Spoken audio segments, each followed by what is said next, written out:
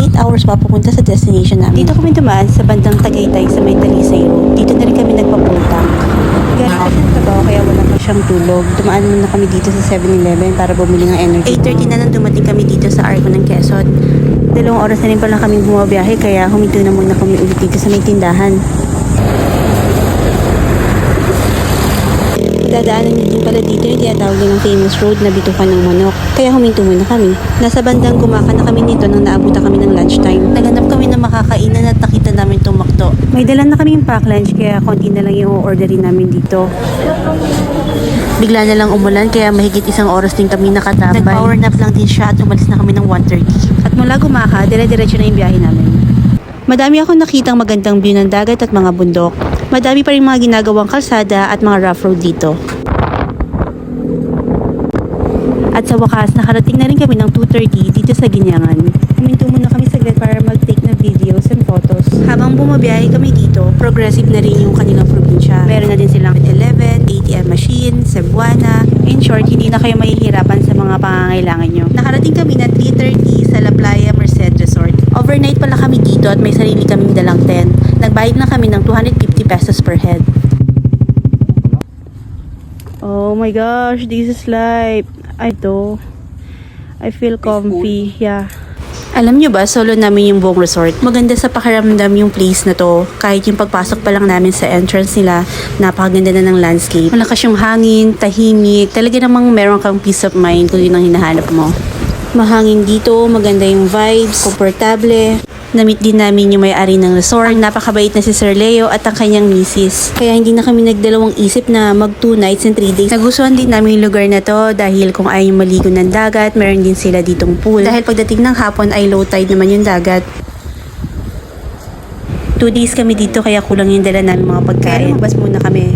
Sabi kasi malapit lang yung tindahan sa labas. Dito pala yung pool area, mamaya pupuntahan natin. Tignan nyo maganda yung view pag ganitong oras, pahapon na.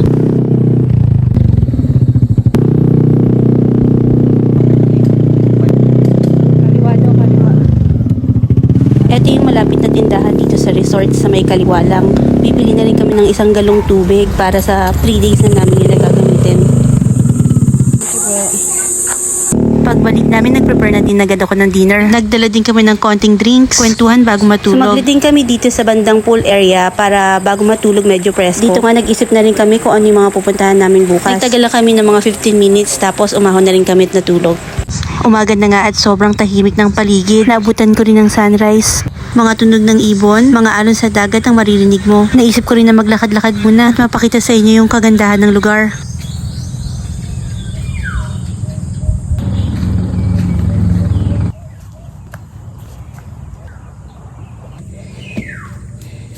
Habang nag-iikot nga ako sa resort, nakita ako ng may-ari at niyaya magkape.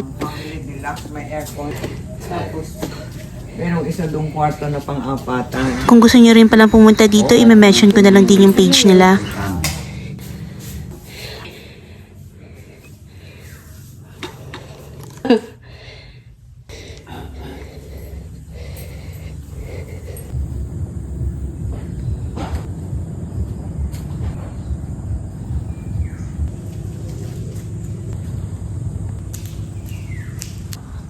Kape ako.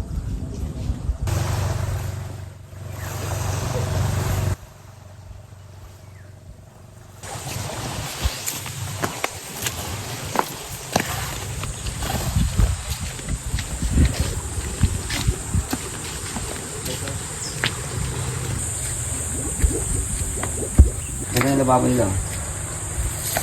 Yung semento. May grilling. Grill ka rito. Dito kitchen nila. May tubig din. Yeah, wait lang. Pero tayo tumambay dito mamaya eh. Yo, dito tayo Ganda dito. Mamaya, di tambay tayo ito mamaya.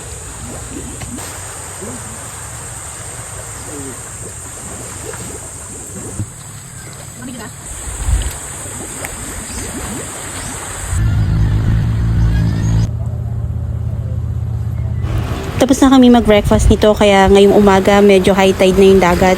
Kaya naligo muna siya. Iiwan nga namin yung mga gamit namin dito. Dadali lang namin yung mga importante. Ang unang pupuntahan namin ay ang Balinarin Falls. Isi-separate video ko na lang yun. Panoorin nyo na lang kung gusto nyo. Mula sa resort, 15 minutes lang yung pupuntahan namin. Hanggang dito na lang muna yung video. Thank you Sure.